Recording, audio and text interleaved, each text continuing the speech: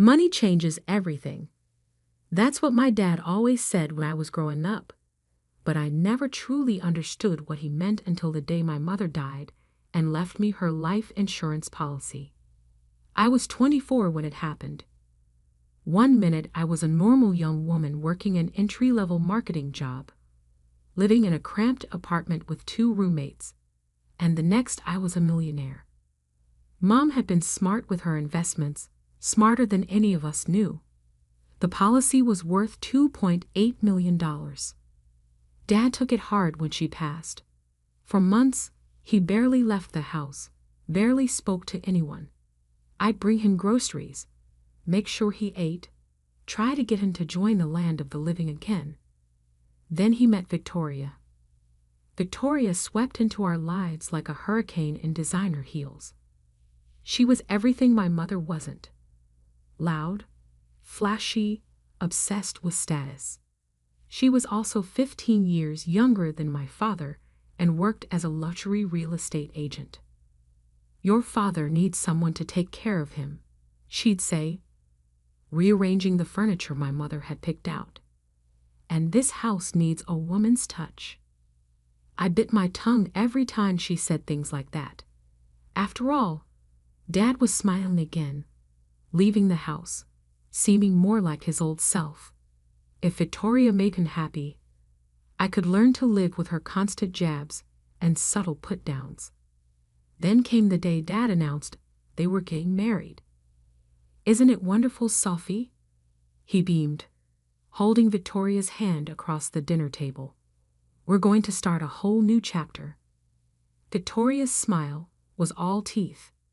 "And of course, we'll need a new house to start our new life. Something more suitable." Her eyes swept dismissively around my childhood home, the home my mother had lovingly decorated over 20 years. I should have seen it coming. Within a week, Victoria had convinced Dad to list our house. "The market is hot right now," she argued, "and I've found the perfect place for us." The perfect place turned out to be Oakwood Manor, a sprawling colonial revival mansion in the city's most exclusive neighborhood. Victoria had been trying to sell it for months without success. The price tag of $3.2 million was steep even for that area. "But with your father's savings and the money from this house," she explained, gesturing around my childhood home, "we can almost make it work. We'll just need a small mortgage." I watched Dad nodding along, completely under her spell, and felt my stomach turn. He'd worked so hard his whole life, saved so carefully, and now Victoria was going to burn through it all for a house neither of them could really afford. "Dad," I tried one evening when Victoria wasn't around, "are you sure about this? The maintenance costs alone on a house that size." "Sophie," he cut me off, his voice gentle but firm. "I know what I'm doing. Victoria knows the real estate market. She says this is a solid investment." I wanted to scream that Victoria only knew how to spend money, not save it. That the commission she'd make on selling both houses was clearly clouding her judgment. Instead, I just nodded and kept my concerns to myself. The wedding planning started immediately. Victoria threw herself into it with the same excessive enthusiasm she brought to everything else. No expense was spared. The most expensive venue, the fanciest caterers, the works. "It's going to be the event of the season," she'd gush during our forced family dinners. "Everyone who's anyone will be there." Then came the day she dropped her bomb. "Sophie, dear," she said, her voice dripping with false sweetness, "about the wedding. I know you're expecting to be part of the bridal party. I wasn't. I'd made no such assumptions. But I've already promised those spots to my nieces. They're much closer to my age, you understand, and they'll look so much better in the photos." I kept my face carefully neutral. "That's fine, Victoria. I understand." "Oh, good." She clapped her hands together. Because I do have a role for you. You can attend if you serve drinks." The silence that followed was deafening. Even Dad, who usually let Victoria's jabs slide, looked uncomfortable. "Victoria," he started, but she waved him off. "Oh, don't look at me like that. Sophie's always going on about wanting to help, wanting to be involved. Well, this is how she can help. We're short a server, and it would save us some money." I could feel Dad watching me, waiting to see how I'd react. Victoria was smirking, clearly expecting me to refuse, to cause a scene that would paint me as the difficult one yet again. Instead, I smiled. "Of course I'll help. Whatever you need." The look of disappointment that flashed across her face was almost worth the humiliation she was trying to inflict. What Victoria didn't know, what no one knew, was that I'd been watching her carefully these past months. I'd seen her showing Oakwood Manor to potential buyers, watched her growing increasingly desperate as each offer fell through. I'd overheard her phone calls about carrying 2 mortgages, about needing this sale to close. Most importantly, I'd noticed how her eyes lit up every time she walked through that house. It wasn't just a commission to her, it was her dream home, the one thing she wanted more than anything else. And thanks to my mother's final gift, I had the power to take it away from her. The next morning, I made a call to my own real estate agent. It was time to make some dreams come true and shatter others into a million expensive pieces. Marcus Green, my real estate agent, looked at me like I'd lost my mind when I told him my plan. "Let me get this straight," he said, leaning back in his chair. "You want to buy Oakwood Manor, the same house your soon-to-be stepmother has listed, and you want to do it through a shell company, so she doesn't know it's you." "Exactly." I pulled out the folder I'd prepared. "Here's proof of funds, pre-approval from the bank, though I won't need it. I can pay cash." His eyebrows shot up as he reviewed the documents. "Sophie, are you sure about this? It's a lot of money to spend on revenge." "It's not just revenge," I argued, though we both knew that was a lie. "It's a sound investment. The property values in that neighborhood have increased 15% annually for the past 5 years. Marcus sighed but started typing on his computer. "All right, let's set up Brighton Holdings LLC. It'll take a few days to get everything in order. But Sophie," he looked at me seriously, "Victoria Carter is one of the top luxury real estate agents in the city. She's going to be furious when she realizes what happened." I smiled. That's the point. The next few weeks were a careful dance of deception. While Victoria wrapped herself in wedding details, I was quietly orchestrating the biggest purchase of my life. Marcus set up meetings with the sellers, making sure they never crossed paths with Victoria's showing schedule. "They're getting desperate," he reported after one meeting. 3 failed deals have them worried. They're willing to take $3 million if we can close quickly. I wrote the check that same day, hands shaking slightly as I signed away more money than I'd ever imagined having. But every time I doubted myself, I remembered Victoria's smirk when she told me to serve drinks at her wedding. Meanwhile, the wedding preparations continued. Victoria dragged Dad to endless tastings, fittings, and planning sessions. I watched his savings account dwindle as she insisted on premium everything. "The flowers alone cost more than my first car," he confided one evening, looking worried for the first time. "And now with the house." "The house?" I kept my voice casual. "Has something happened?"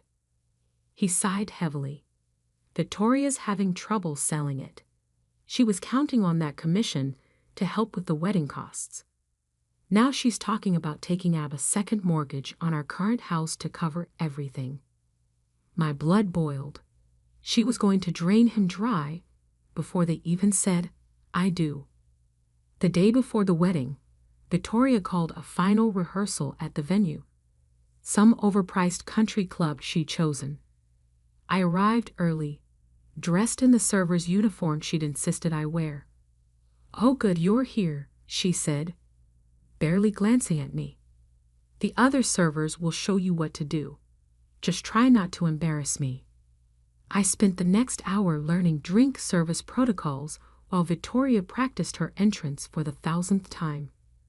Her nieces, all perfectly coiffed and coordinated, simpered and praised her every move. "She's going to look amazing tomorrow," one of them gushed, "especially in their new house." Victoria preened. "Yes, Oakwood Manor. Did I mention it was featured in Architectural Digest? The crown moldings alone. If you can sell it," another niece said innocently. Victoria's face darkened. "Of course I'll sell it. I have interested buyers. Very interested buyers." I bit back a smile. Those interested buyers had just signed the final paperwork an hour ago under the name Brighton Holdings LLC. That night, I could barely sleep. Not because of the wedding, but because of what would happen after. My lawyer had confirmed everything was ready. The timing would be perfect. The next morning dawned bright and clear.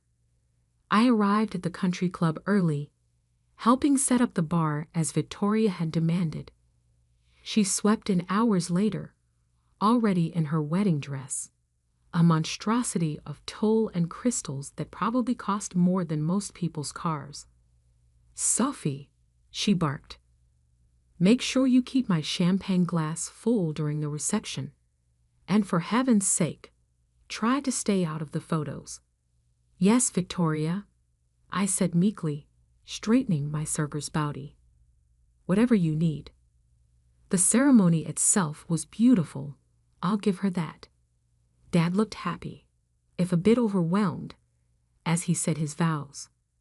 I stood in the back, tray of champagne flutes balanced carefully, watching Victoria promise to love and cherish him. But it was during the reception that things really got interesting. Victoria, several glasses of champagne in, was holding court at the main table. "And wait until you see the house," she was saying to anyone who would listen. The marble foyer, the grand staircase. I knew the moment I saw it that it was meant to be mine. If only she knew how wrong she was. At exactly 11:55 p.m., I saw my lawyer slip into the reception hall, right on schedule. He caught my eye and gave a slight nod. It was time. I watched my lawyer, James Patterson, make his way through the crowd. He was carrying a sleek leather briefcase, the kind that screamed expensive legal documents inside. Victoria, ever attuned to displays of wealth, noticed him immediately. "Can I help you?" she called out, her professional real estate agent smile sliding into place. "Mrs. Carter Reynolds?" James asked formally, using her brand-new married name. "I have some documents regarding Oakwood Manor that require your immediate attention." Victoria's face lit up. She'd been drinking champagne all night, celebrating not just her wedding, but also her apparent triumph. "Oh, has someone made an offer?" "Actually," James said, pulling out a thick envelope, "the house has already been sold. These are the final executed documents. The new owners wanted you to have them as a wedding gift." The color drained from Victoria's face. "What?"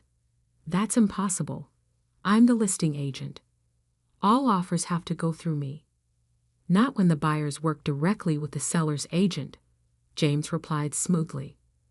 "Brighton Holdings LLC closed on the property this morning. All cash offer, no contingencies. The deed has already been recorded." Victoria snatched the envelope, her perfectly manicured hands shaking as she ripped it open. Around her, the wedding guests had gone quiet, sensing the drama unfolding. 3 million, she whispered, scanning the documents. They accepted 3 million, but I had it listed at 3.2. The sellers were motivated, James said diplomatically, and Brighton Holdings was ready to close immediately. Brighton Holdings? Dad spoke up from beside Victoria. Who are they? This was my cue. I set down my tray of champagne glasses and stepped forward, pulling out my own copy of the deed from my server's apron. That would be me, I said clearly. The silence that followed was absolute. Victoria's head snapped up, her eyes meeting mine with a mixture of shock and dawning horror. You, she choked out. But how? Remember my mother's life insurance policy? I kept my voice steady, professional. Turns out she left me more than enough to buy my dream home. Though I have to thank you, Victoria. You were right about those crown moldings. They really are spectacular. Victoria's face went from white to red so fast I worried she might faint. You little. She started to lunge forward, but Dad caught her arm. Victoria, he said sharply. What's going on? She spun to face him. Darling, she's trying to ruin our wedding. She's bought our house out from under us out of spite. Your house? I raised an eyebrow. But Victoria, you didn't own it. You were just the listing agent. And now, I smiled, channeling her own saccharine sweetness. You're not even that. One of her nieces gasped. Another started giggling nervously. Victoria looked like she might explode. You can't do this, she hissed. We had plans. The renovations. Our future. Actually, James interjected, as the new owner, Ms. Wilson has full authority to do whatever she wishes with the property, including, he paused meaningfully, terminating any existing purchase agreements. Dad was looking between us, his wedding day joy replaced by confusion and growing understanding. The money, he said slowly. Victoria, you said we had enough for the down payment. We did, she insisted, once I got my commission from the sale, and if we took out a second mortgage, and maybe borrowed against your retirement. I watched my father's face as the full picture of Victoria's financial plan became clear. She'd been counting on bleeding him dry to fund her dream lifestyle. Here's what's going to happen, I said, my voice cutting through Victoria's increasingly desperate explanations. I'm moving into Oakwood Manor next week. You two can stay in our family home. The one Mom and Dad built together. The one you were so eager to sell. I turned to my father. Dad, I've set up a trust to maintain the house. It's yours for life. No matter what. Victoria can't touch it. You can't do this to me, Victoria whispered, but the fight was draining from her voice. Not today. Not at my wedding. Actually, I smiled, straightening my server's body one last time. I think serving you these papers is the perfect end to my serving duties. Would you like another glass of champagne with them? The reception fell apart pretty quickly after that. Victoria's nieces huddled in a corner, furiously texting everyone they knew. The other guests made polite excuses and left early. Dad sat at a table with his head in his hands, the weight of his new wife's deception finally sinking in. Victoria herself disappeared into the bridal suite and refused to come out. A week later, I stood in the marble foyer of Oakwood Manor, my manor now, and watched the movers bring in my furniture. The crown moldings really were spectacular, but what I loved most was the garden. Mom would have loved it too. Dad came to see me that afternoon. He looked tired, but resolute. "Victoria's staying at her sister's," he said, accepting the coffee I offered. "She's not taking things well." "And you?" I asked carefully. "How are you taking things?" He was quiet for a long moment, looking around at the house that should have been his, if his new wife hadn't been so focused on appearances that she was willing to bankrupt him to maintain them. "I filed for an annulment this morning," he said finally. Turns out starting a marriage with massive financial deception is grounds for that. I reached across the kitchen island and squeezed his hand. "I'm sorry, Dad. Not about Victoria, but about ruining your wedding day." He squeezed back. "Don't be. You saved me from making a very expensive mistake. Your mother," he smiled sadly, "she would have been proud of how you handled it, though maybe not of the dramatic timing." I laughed. Mom always did say I had a flair for the theatrical. "Listen," Dad said, growing serious, "about the family house. It's yours." I cut him off. "Like I said, I've put it in a trust. You can live there as long as you want. Victoria can't touch it, and neither can any future adventures in romance." He had the grace to look embarrassed. "Thank you, Sophie, for everything." After he left, I walked through my new house, all 8,000 square feet of it. The grand staircase that Victoria had coveted, the gourmet kitchen she planned to remodel, the master suite she dreamed of sleeping in. It was all mine now. I thought about her face when she realized what I'd done, the way her perfect wedding dissolved into chaos. Maybe it was petty of me to do it that way, to wait until her big moment to serve the papers. But then I remembered her smirk when she handed me that server's uniform, her casual cruelty in trying to humiliate me on what should have been a day of family celebration. Sometimes revenge is best served with a champagne chaser. 2 days later, a large envelope arrived from Victoria's real estate office. Inside was a single sheet of paper, her final commission statement for Oakwood Manor, showing a big fat 0. I had it framed and hung it in my new home office, right below the crown moldings she'd loved so much. As for the server's uniform, I had it bronzed and turned into a sculpture for my garden, a little reminder that sometimes the best revenge isn't just about winning, it's about serving it with style. Money changes everything.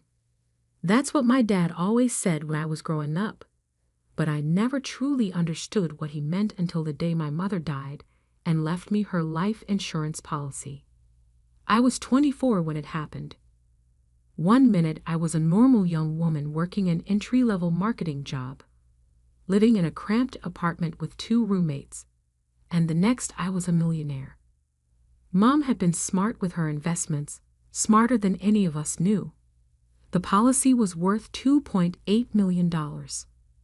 Dad took it hard when she passed. For months, he barely left the house, barely spoke to anyone. I'd bring him groceries, make sure he ate, try to get him to join the land of the living again. Then he met Victoria. Victoria swept into our lives like a hurricane in designer heels. She was everything my mother wasn't. Loud, flashy, obsessed with status. She was also 15 years younger than my father and worked as a luxury real estate agent. "Your father needs someone to take care of him," she'd say, rearranging the furniture my mother had picked out. "And this house needs a woman's touch." I bit my tongue every time she said things like that. After all, Dad was smiling again, leaving the house, seeming more like his old self. If Victoria made him happy, I could learn to live with her constant jabs and subtle put-downs. Then came the day Dad announced they were getting married. "Isn't it wonderful, Sophie?" He beamed, holding Victoria's hand across the dinner table. "We're going to start a whole new chapter." Victoria's smile was all teeth. And of course, we'll need a new house to start our new life. Something more suitable. Mommy, wake up, wake up. My daughter shook me gently, her face full of worry. Sarah, what's wrong? I asked, rubbing my eyes as I woke up. Mommy, I think you shouldn't be with Daddy anymore, she said urgently. I was wide awake in an instant, confused by her words. What do you mean? I asked, trying to understand. Sarah explained that she thought it would be better if Dad and I split up. Why would you say that? I was shocked by her suggestion, but as she explained, I realized she had a point. My name is Emma Simpson, and I'm a 34-year-old mom who works full-time. I sell insurance for a big company. Balancing work and taking care of Sarah, especially since I have to drop her off and pick her up from daycare, is tough. I have to finish all my work between 9 o'clock a.m. and 5 o'clock p.m. I've been doing this job since before I got married, and now more than 10 years have flown by. I've worked hard and earned my place in the company. Even though I have a family, I can't afford to slack off at work. Why do I work so hard? It's for my daughter, Sarah.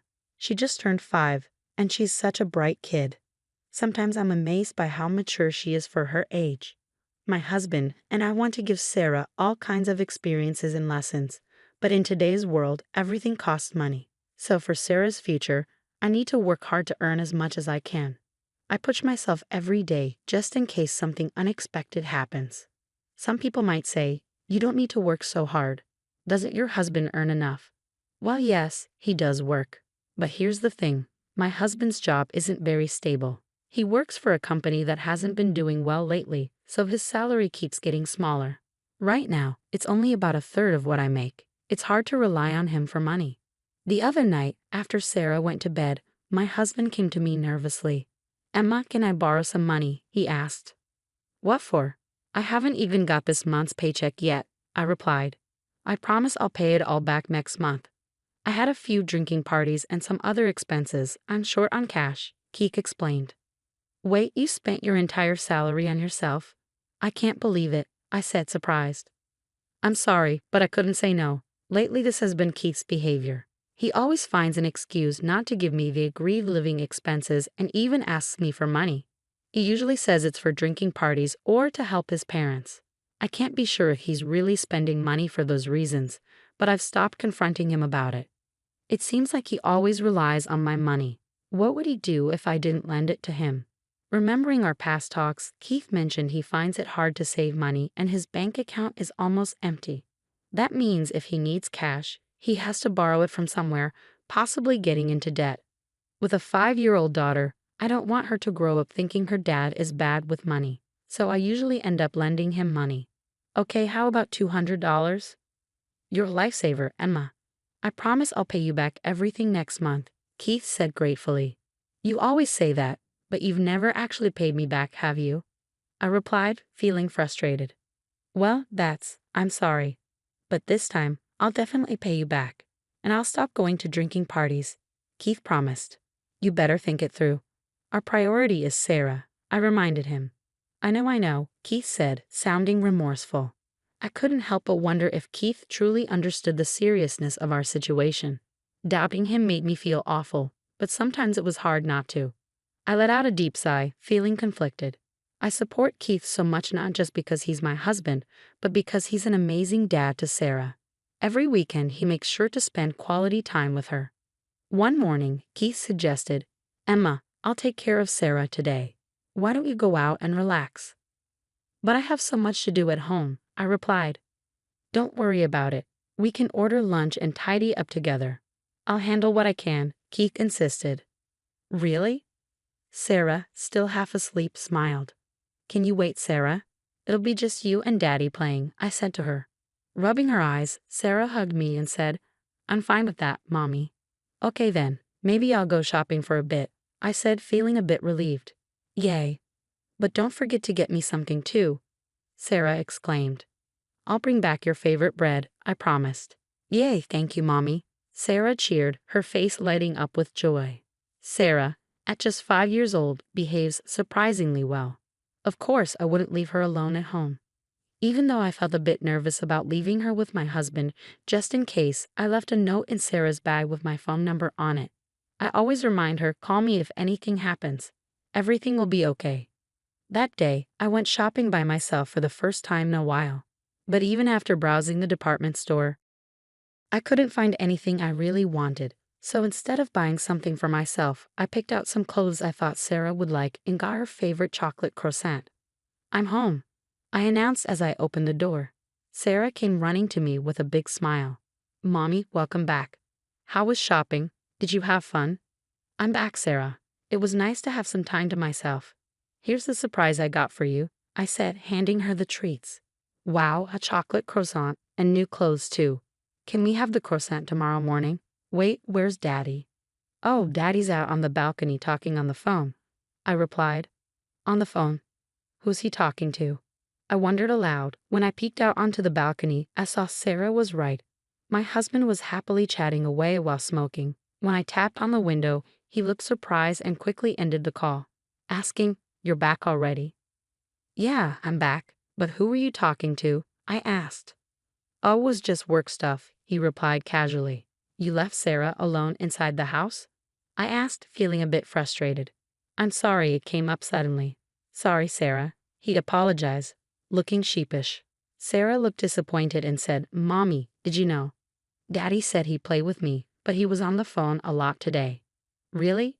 Yeah, you're right. He promised we'd read a book together. I confirmed, feeling a bit let down. When I looked at my husband, he seemed regretful. That night, we had dinner together as usual, and I bathed Sarah. Because I felt bad for leaving her alone during the day, I tried to spend extra time with her. After Sarah fell asleep, I had a serious talk with my husband. Keith, are you really that busy? It feels like you're always on work calls, even on weekends. Yeah, the workload has been crazy, and I've had to do a lot of overtime. So when I've been coming home late lately, it's because of work, not going out drinking. Okay, it's because of work, but when you're on the phone, can you make sure to spend time with Sarah too? Work is important, but so is our family, I reminded him. Okay, but Sarah looked really lonely. From now on, when I go out, I'll take Sarah with me. And if you're going to be busy with work, just let me know in advance, Keith promised. Got it. I'm going to bed now, Keith said, bidding good night before heading to the bedroom with his phone. For the past 6 months, Sarah and I have been sleeping in the same bed more often, while Keith slept alone in the bedroom. Although I enjoyed sleeping next to Sarah, I couldn't deny that our time together as a couple had decreased. Keith didn't seem bothered by it, but as a woman, I sometimes felt a twinge of loneliness. Then, one night, Mommy, wake up. Sarah's sudden voice jolted me awake. I glanced at the clock. It was 2 a.m. in the quiet darkness. Keith must be asleep in the other room. I sat up and asked Sarah what was wrong. Mommy, I have a request, Sarah said seriously. A request? What is it? I want you to break up with Daddy. What? Sarah's words snapped me out of my drowsiness instantly. What did you just say? Mommy, I want you to break up with Daddy. Sarah had indeed said those words. Trying to mask my shock, I looked into her eyes. Why would you say something like that? Because, Mommy, if things stay like this, you're in danger. Danger? What do you mean? I'm okay. But Dad, he wants to hurt you. What happened, Sarah? I asked, my heart pounding in my chest. Tears streamed down Sarah's face as she cried, but she seemed to calm down a bit when I gently stroked her back. Earlier, when I got up to use the bathroom, I heard Dad talking on the phone in his room. Really? What was he talking about? I asked, feeling a mix of worry and confusion. He said it would be good if something happened to you, Emma, so we could get the insurance money. What's insurance money? I asked, though deep down, I already knew. They were talking about hurting me on purpose. Why, Keith? Why would he say that? Also, Daddy said, I love you on the phone, but not to you. It was to someone else, Sarah added. Don't worry, Sarah. I'll make sure everything's okay. I reassured her, though tears were welling up in my eyes again. My daughter, so young yet so perceptive. She must have sensed something was wrong. Children are often very aware of their parents' feelings and actions, even at a young age. Despite her tender years, Sarah must be worried about my safety. At that moment, tears of gratitude and anger mixed in my eyes. Gratitude towards Sarah for her bravery and concern, and anger and sadness towards Keith for his actions. my little girl trying so hard to protect me. Now that she's spoken up, it's time for me to take action too. I have to do something about this situation myself. Looking at Sarah, I began to speak slowly. Sarah, I need to talk about something very important. Can you listen carefully? I'm listening, Mommy. And if what you said earlier is true, then you can't stay with Daddy anymore, right? That's right. I'm considering leaving this house. What do you think, Sarah? Sarah paused for a moment, thinking deeply, but then she looked at me with determination and replied, I want to stay with you, Mommy. Are you sure about leaving? Yes, I'm sure. I can't be without you. Thank you, Sarah. Let's go. Okay. I instructed her to quietly and quickly gather her things. Sarah began to pack her backpack, being careful not to make any noise to alert her father. I hadn't realized how mature and responsible she had become. Touched by her growth, I too prepared to leave, leaving my wedding ring on the living room table. Together, we left the house. It was still dark outside when we arrived at my parents' house and rang the doorbell at 5:00 a.m. My mother, looking sleepy, answered the door. Emma and Sarah, too. What brings you here so early? I'm sorry for dropping in like this, Mom. Can we stay here for a while? Of course, dear. But what's going on? There's something you need to talk about. After my mother showed me to the living room, she put Sarah to bed in the adjacent room. Sarah looked exhausted and quickly drifted off to sleep. A comforting cup of tea sat on the table in front of me, courtesy of my mother. Taking a sip, I gathered my thoughts and began to speak. It seems Keith is planning something involving me, possibly an accident, I said, the words heavy on my tongue. My parents were stunned into silence. My father, trying to maintain his composure, asked, What do you mean? Why would Keith do such a thing?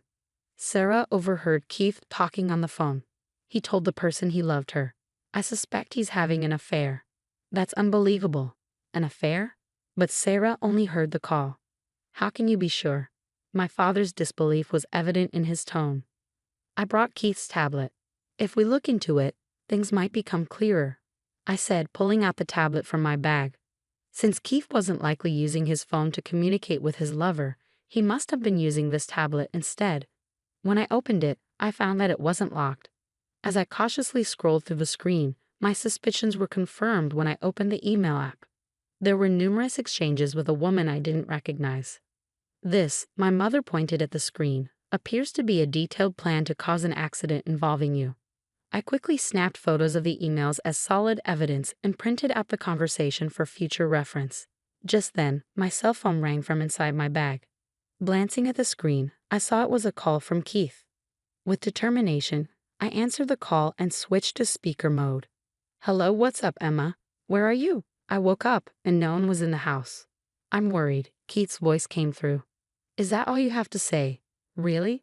What do you mean? I'm worried about the two of you, I retorted, my voice trembling with anger. How dare you say that? Are you planning to get me caught in an accident? Keith's response was swift, his tone defensive. What? Why would you say that? Keith's voice over the phone sounded shaken. He must have been shocked to realize that I knew about the secret plan he had been hiding. He probably used to call his mistress while I was asleep. Now that he knew I was aware of everything, he must be completely confused. And he probably hasn't realized yet that I have a reliable ally in Sarah. I heard it from Sarah. You planned to cause an accident so you could get insurance money, Sarah interjected. That's not true, it can't be, Keith denied vehemently. And what can't be true? Sarah told me about your conversations with your mistress. I know about your plan to harm me and claim the insurance money, I said firmly. Why would she say that? Keith's protest sounded feeble, confirming my suspicions about both the affair and the accident plan. Ah, Keith seemed at a loss for words, inadvertently admitting the truth. His guilt was undeniable. I never thought you could stoop so low. I'll raise Sarah properly. Why don't you go live happily with your mistress? I never want anything to do with someone like you again. Remember this. I'll never forgive this betrayal. I couldn't help but raise my voice in anger as I spoke to Keith. Without waiting for his response, I hung up the phone. It seems I woke up my daughter with my raised voice, I said, noticing Sarah standing in the doorway. Mommy, are you okay? Sarah asked, her voice filled with concern. Sorry, Sarah. Did I wake you up? I asked, feeling guilty. No, don't worry about it. What happened with Daddy? Sarah's concern was evident in her voice. It's okay now. You don't have to worry anymore. I reassured her. Really? Are we safe? Can we always be together? Sarah's eyes were filled with hope. I nodded and smiled at my daughter's bright eyes. Then I hugged Sarah tightly, comforting her. Soon after, I made the decision to divorce Keith. Through my lawyer, I successfully claimed a significant amount in child support. Although Keith's actions could have warranted police intervention, I didn't want to cause any more disruption for Sarah's sake. I completely cut ties with Keith and left the legal matters to my lawyer. I later heard that Keith was abandoned by both his parents and his mistress shortly afterward. Now he struggles to pay child support and settle property division. On the other hand, Sarah and I started a new life in a new house. Sarah adjusted well to her new nursery school and seemed to enjoy every day. While there may be challenges ahead for us, I believe that with Sarah by my side, we can overcome anything. She is my absolute partner, and together, we can face whatever comes our way. My name is Luna, and I've been married to Lucas for 3 years. We used to live alone when we were dating. But after we got married, we moved in with Lucas's dad because his job was nearby. Even after we got married, I kept working, but I had to quit my job because Lucas's dad needed help. He started having memory problems about 1.5 years ago, and it got worse over time, so he needed someone to take care of him. At first, we thought about sending him to a nursing home, but Lucas really didn't want to. He asked me to take care of his dad at home, so I agreed. Luna, please, let's try to take care of my dad here. I don't want him to go to a nursing home, Lucas begged. I understood how he felt, but it was a big responsibility for me, and I wasn't sure if his dad wanted me to take care of him that much. So I asked Lucas to help me as much as he could. I had never seen Lucas beg like that before, so I thought he would support me. But taking care of his dad turned out to be harder than I thought. His dad needed help with simple things like walking, using the bathroom, and taking a bath. He could still move around, but he often tripped and fell because he couldn't support himself. So Lucas and I decided to change our house to make it safer for his dad. Even though we were still paying off debts, we realized that his dad's safety was more important. At first, Lucas helped a lot with taking care of his dad. But as time went on, he started saying he was too busy with work to help. And after about 1 year of taking care of his dad, he stopped helping altogether. He even started going out on his days off instead of helping me. My father-in-law's health was declining, and he needed more help with basic things like using the bathroom and taking a bath. It became too much for me to handle on my own, so I talked to my husband about it. You promised to help, didn't you? When was the last time you actually helped out? It's been months, I said to him. He needs more care than I can give him alone. I'm feeling overwhelmed, I added. I think we should seriously consider putting him in a nursing home instead of trying to take care of him at home, I suggested. We agreed to take care of him at home until the end, but at least we should consider getting professional caregivers involved.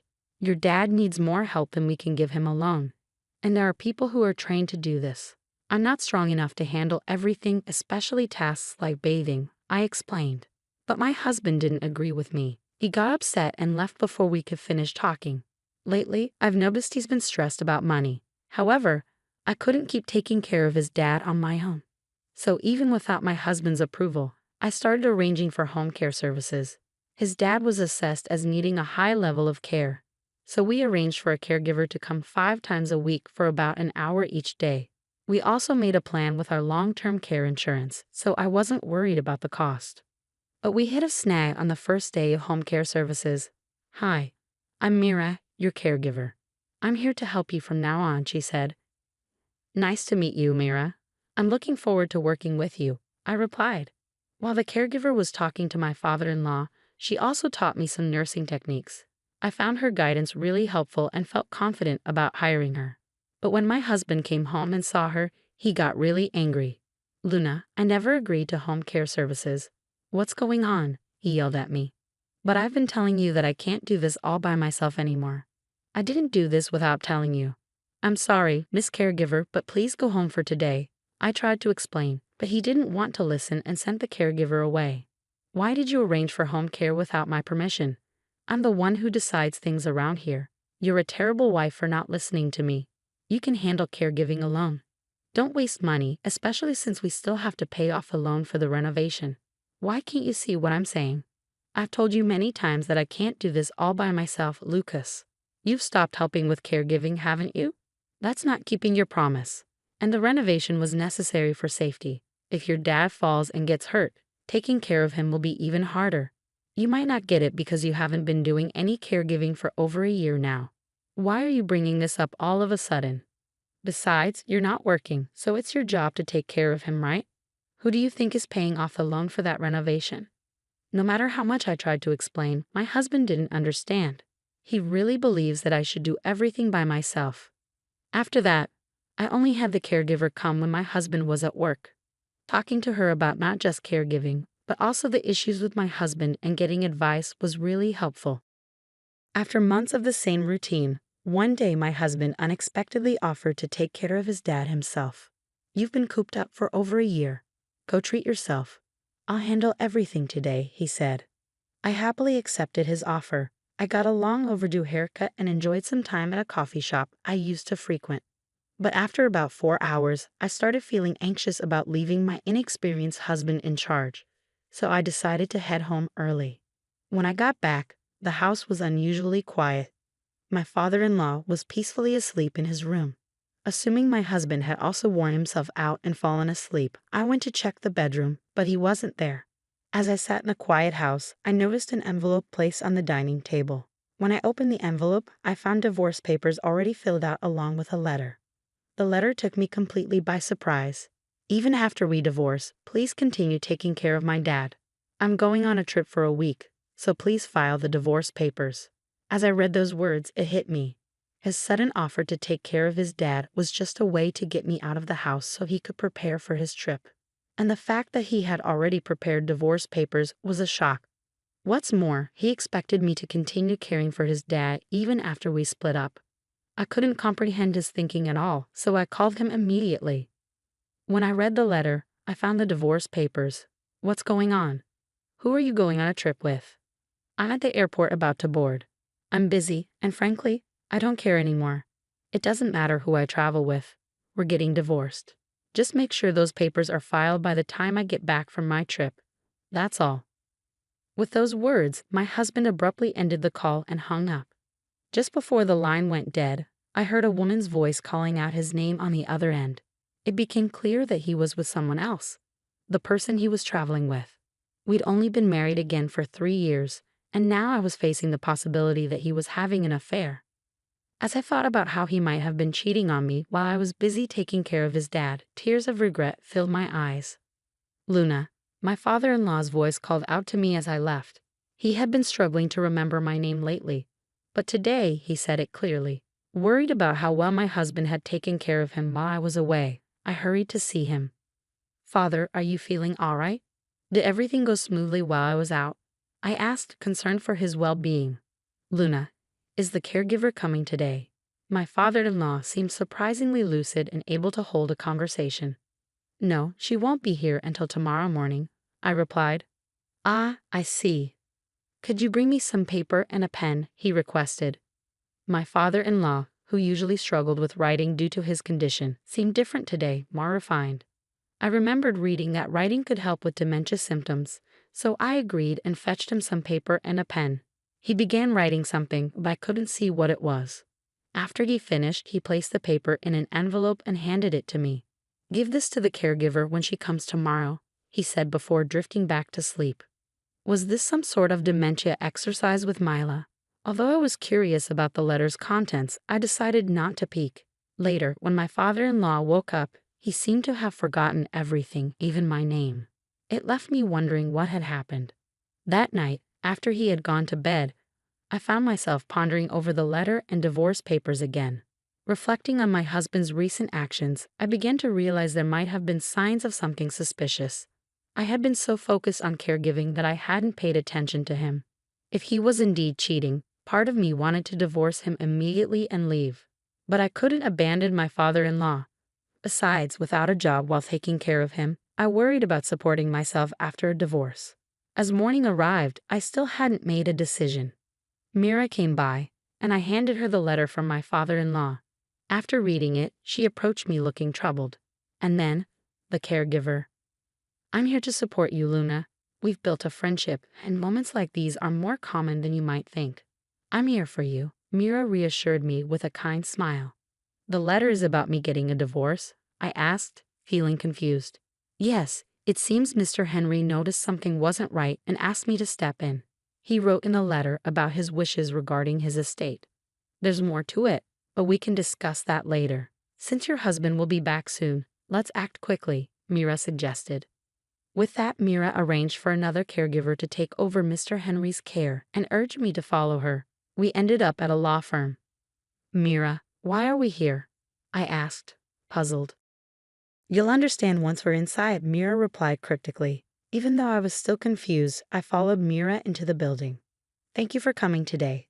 I'd like to discuss a request I received from Mr. Henley regarding gifting property during one's lifetime. Specifically to you, Luna, the lawyer explained as we took our seats. The lawyer handed me a document and said, yes, it's notarized. Mr. Henley requested this document prepared by Mira. It states that Mr. Henley wishes to gift you $36,000 and his apartment during his lifetime. Stunned by this revelation, Mira started to explain. On the first day of my home visit, Mr. Henley mentioned this. He wanted to express his gratitude to you, Luna. However, as you weren't legally adopted by him, he couldn't pass on his assets to you through inheritance. So he decided to make this gift during his lifetime. I'm incredibly grateful. I need to thank my father-in-law right away, I said, feeling overwhelmed with emotion. Before we head back, there's one more place we need to stop by, Mira said, leading me out of the law firm. We made another quick stop before finally returning home. Once we were back, I expressed my heartfelt gratitude to my father-in-law, even though he didn't seem to fully understand. I kept telling him how thankful I was. Sadly, 3 days later, he passed away due to complications from his worsening dementia. I tried calling my husband, who was still traveling abroad, but he didn't pick up, perhaps assuming it was about the divorce. There's no other option, Mira said, guiding me through the necessary arrangements. As we gathered with relatives to make preparations, my husband's absence, being the biological son of my father-in-law, was a point of contention for some. 2 days later, my husband returned home, completely unaware of what had transpired. He was immediately bombarded with questions from all sides. Hey, help me out here. I swear I'm not cheating. I was just taking a vacation to unwind after being a caregiver every day, my husband protested. You can't lie twice. Even if you claim you were caregiving, there's no evidence to support that, I countered. I know for a fact that you went on that vacation with your mistress. Security cameras at the airport caught you two acting like lovers, I added firmly. With that revelation, my husband seemed to resign himself to the judgmental stares from the relatives. Several days later, once the tension had eased, I proceeded to file for divorce. I planned to move into the apartment my father-in-law had gifted me before his passing. As I made preparations for the move, my husband called. Luna, where are you? I just found out that I'm not the beneficiary of his life insurance, you are. All I was supposed to get was his life insurance. What are you going to do about this? He demanded. What did you tell my dad while you were taking care of him? You and that female caregiver must have conspired together. You two planned this, he accused angrily. It was your father's wish. Mira and I only followed his instructions, I explained calmly. Well, we're divorced now, and you and your mistress will be hearing from my lawyer soon. Make sure to pay up for the compensation, I added firmly. What do you mean we're divorced? Besides, since you got my dad's life insurance, you can consider it as your consolation money, right? So I don't owe you anything, my husband retorted arrogantly. It seemed he had forgotten that he had left me the divorce papers to file before he left for his trip. I was surprised by his callous attitude. The divorce papers were left by you with a letter asking me to submit them, weren't they? And the life insurance is a precious inheritance from your father, not something I received from you. So you should cover the compensation, I insisted firmly. My husband was speechless at my words, unable to respond. We realized we weren't making any progress and decided to end the call. He continued to call several times afterward, but following Mira's advice, I changed my phone number. I still see Mira occasionally. Even after my father-in-law passed away, she did more for both him and me than my own family, including my husband. I'm truly grateful to her. Eventually, it seemed that the truth reached my husband and his mistress, and I received a call from their lawyer. Lucas told me you were the one in charge, even though I didn't know the full story. I'm sincerely sorry for going on that trip while Lucas's father was struggling. I've already paid the compensation, and I don't plan to see Lucas anymore, she said. That's how things went down. I thought they might refuse to pay, so I was surprised when they didn't. I can't figure out why someone smart like her would fall for my husband. Anyway, he ended up having to pay her in bits. She was pretty well off, and my husband, trying to impress her, spent almost all his savings. I even heard he paid for a fancy trip out of his own pocket. Whether he blew through his savings or not doesn't really matter to me. I'm determined to make him pay back every cent, even if it takes a while. Luckily, we have a family home under my father-in-law's name, so finding a place to live won't be an issue. But with the payments for the loan we took out for elder care, along with the compensation we have to pay each month, it's going to be tough. Even if we deduct it from my husband's paycheck, he won't have much left over. And since our relatives all know about it, he can't exactly ask them for help. I hope he learns from his mistakes. I moved into an apartment my father-in-law gave me, which I get to keep for life. Life's comfortable now. I'm using the money I inherited from my father-in-law to study caregiving. Mira's helping me out too. I want to be a caregiver like her, someone who can really support families. I found out I have a serious sickness called leukemia, and the doctors say I need to stay in the hospital for a long time to get better. But when I told my family, they turned their backs on me, saying I deserved it. That's when it hit me. They don't really care about me. When I said I wanted to stop being part of their lives, they were happy about it, but they haven't realized yet how much they rely on me. My name is Sally, and I'm a stay-at-home mom in my 40s. My husband Michael and I have been married for almost 50 years. We have a daughter named Mia who just started middle school. Right now, I live with Michael, Mia, and my mother-in-law. Michael's mom raised him by herself after her divorce when he was young. Maybe she spoiled him too much because he's pretty selfish. Living with my mother-in-law made me see a side of my husband I hadn't noticed before we got married. When my husband found out I was going to have a baby, he was really happy. He couldn't believe it at first, but then he thanked me and said we would face any challenges together. I promised to do my best. But that joy didn't last long. When we found out we were having a girl during a checkup, my mother-in-law said something really hurtful to me. She said, "You never cook meat, do you?" I tried to explain that I cook a balanced diet, but she wouldn't listen. She even said that maybe the reason the baby was a girl was because I didn't eat meat. I was shocked and hurt. She kept saying we only needed boys and that having a granddaughter was the worst thing. She even called me useless. I tried to tell myself that as long as the baby was healthy, it shouldn't matter if it was a boy or a girl. But as time went on, my hopes were crushed. My husband started acting distant too, maybe because he was listening to my mother-in-law. He began treating me differently, and it hurt. "Michael, do you want to go shopping for baby stuff when you're off next?" "Do I have to? It's our baby, right?" "I want us to pick things out together." "Fine, but let's stick to the basics. Babies cost a lot, and we need to save." "Then buy what you want with your own money." I had minimal income during maternity leave. I have to save for our child's future and cover clinic bills and baby expenses. I had to go along with what Michael and my mother-in-law said and only get the necessary baby stuff. I worried they wouldn't love our daughter when she arrived. But after Mia was born, Michael and my mother-in-law adored her.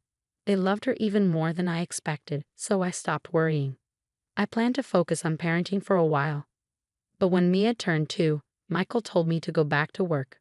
I thought it would be okay since my mother-in-law loved Mia too. But when I returned to work, both my mother-in-law and Michael showered even more love on Mia. Michael started spoiling her, just like my mother-in-law had spoiled him. I tried to teach Mia right from wrong with love, but it seemed she didn't see it that way. Before I knew it, Mia didn't like me and preferred to be with my husband and mother-in-law. "Hey Mia, it's time for kindergarten. Let's go together." "I don't want to go with Mommy. I want Grandma." "Mia, Mommy has to work too. Let's go to kindergarten together, okay?" "I hate Mommy. I love Daddy and Grandma." "Mia, please don't say that." "No, Mommy, just go away." Mia's words were really hurting my feelings. My mental health was suffering because of it. But my husband and mother-in-law didn't try to stop her. Instead, they looked at me like I deserved it. These tough times continued for about 10 years. Even in middle school, Mia hasn't changed.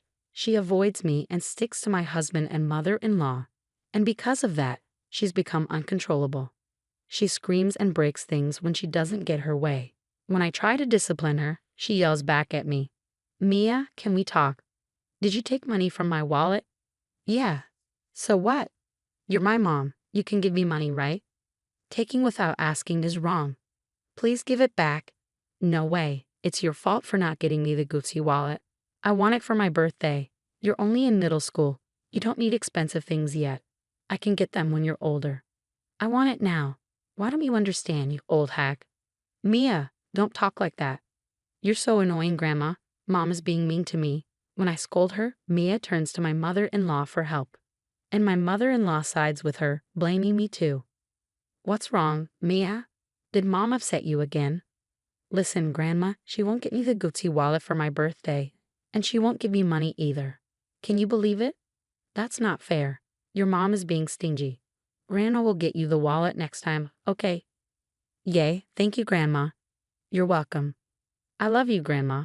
Mia happily hugged my mother-in-law. Branded stuff is too much for her age, I thought.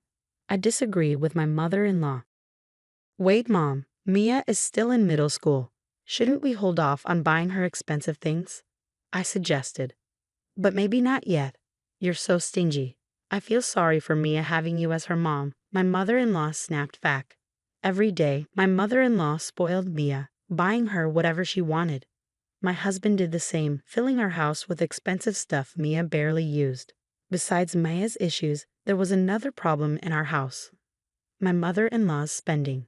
I noticed she kept buying strange rings and bracelets. When I asked, she said a friend recommended them, but I suspected it was an MLM scheme. I wondered where she got the money since she was always buying things for Mia. Turns out, she was borrowing from banks. When I confronted her, she brushed it off, saying it wasn't my concern. I grew to hate dealing with family problems, so I threw myself into work, often working late. My husband and mother-in-law criticized me, but I didn't care. I just didn't want to be home. Then one day, I collapsed at work. Tests revealed I had leukemia, likely brought on by stress. I needed long-term treatment, so I was hospitalized. I called my mother-in-law from the hospital. I'm sorry to bother you, but I collapsed at work. I've been diagnosed with leukemia, and I need to stay in the hospital. You have leukemia. I hoped she'd be at least a little concerned about my illness. But that hope quickly faded. It's a good thing you finally got seriously sick. I was shocked by my mother-in-law's response. What? What are you saying? I asked. I've been annoyed with you every day. This serves you right, she said callously. That's a horrible thing to say. Hold on. Let me talk to Mia. I asked to speak to Mia and my mother-in-law handed her the phone. What? Mia's response was something I never expected. Mom, are you sick? She asked. I'm sorry, Mia. I have to stay in the hospital for a while, I explained. Mia's reply crushed me even more. I'm actually glad. It's better without you bothering us. You're always mean to me. That's why you got sick. You deserve it. Are you serious right now? I couldn't believe what I was hearing. That's incredibly cruel. Everyone would be happier if I stayed sick. I have to tell Dad about this, I said to Mia before she hung up the phone. In that moment, I felt like giving up on my family. I had reached my breaking point. I decided I would be the one to cut ties with them. Mia was my daughter, but I endured so much pain to bring her into this world. I had hoped to raise her to be a good person, but her behavior was a combination of her innate personality and how my husband and mother-in-law raised her. Some might find it unthinkable for a parent to walk away from their child, but despite our blood connection, I couldn't forgive their behavior any longer. I called my parents and asked them to bring clothes because neither my husband, mother-in-law, nor Mia had visited me during my hospital stay. Months later, after successful treatment and full recovery, instead of returning to the house I shared with my husband, I returned to my parents' house and sought advice from a lawyer about getting a divorce. My mother-in-law and Mia agreed right away.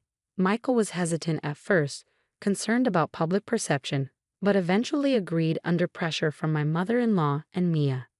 Since he cooperated, I was able to get a divorce and claim compensation. About 7 years passed. I moved out of my parents' house and lived near my workplace, healthy and energetic. Then, out of nowhere, I got a call from Michael.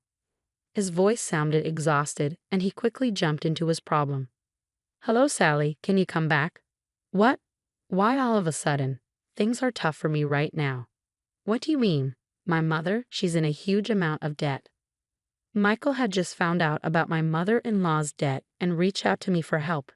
The debt, which had been ignored for so long, had grown to a significant sum, and my mother-in-law could no longer keep it hidden from Michael. To my ex-husband's anxious plea, I replied calmly, "You're only noticing now. She's been in debt since I was there, from way back. It seems she got caught up in an M scheme. All the money she spent on spoiling Mia was borrowed from banks. I can't believe it. I had no clue. I tried to warn your mother several times, and I even tried talking to you about it. But every time, you just brushed it off. But not telling me about the debt is terrible, isn't it? If I had known earlier." "Don't say that now. After all, I was in the hospital, and none of you even visited me once, remember? I'm sorry for that. Just help me out this once." "What are you talking about?" I snapped, losing my patience. My emotions boiled over, and I found myself shouting at Michael. "Do you think you can just apologize and everything will be okay? When I was sick and needed help, you abandoned me. I regret ever marrying you." My anger subsided, replaced by a sense of release. I had finally let out everything I'd been holding in. You should end up in debt like your mother and suffer for once. Please calm down. I'll apologize. Shut up. It's disgusting to start relying on your divorced ex-wife now. In the background, I could hear Mia's voice. Then she took over the phone, sounding sad. "Mom, Grandma's in trouble because of her debts. Please help us." "It's not my problem. Don't ask me for help." Mia didn't give up, despite my quiet refusal. "Dad's struggling to repay Grandma's debts. I might not be able to afford college tuition and might have to drop out. Is that okay?" "So, Mom, why are you acting like this is someone else's problem? Your own daughter is in trouble." "Daughter? Who?" Mia's words made me chuckle. Just as she faced trouble, she emphasized she was my daughter, even though she never called herself that before. "What's so funny?" Michael asked. "I was just thinking about how you suddenly claim to be my daughter when you're in trouble, after calling me names all this time. That's not fair. I'm your biological daughter who's in trouble, But I don't have a daughter." "What?" "No, Mom. I made that decision 7 years ago when I was hospitalized. I don't need a family like you anymore. We're divorced, so we're just strangers now, okay?" "Mom, please don't say that." "Stop. Don't call me Mom because I'm not your mother. You should live happily with your father and grandmother who's in debt. Don't ever contact me again. You're just a burden in my life." With that, I ended the call and blocked their numbers to ensure they couldn't reach me again. After that, I heard that my ex-husband and mother-in-law were working tirelessly to repay their debts. They sold everything they owned, but it wasn't enough. They were struggling to make ends meet and even struggled to eat properly. My daughter couldn't afford her tuition and had to drop out of college. The expensive items she had were sold to pay off debts, leaving her with nothing. It seems even she is working to repay her grandmother's debts. It's heartbreaking to see my daughter facing such hardships compared to her peers. They really are foolish and helpless. They brought this upon themselves. As for me, I've purchased an apartment close to my workplace. I intend to invite my parents and live peacefully as a family of 3. From now on, I want to cherish each day with my true family and live happily.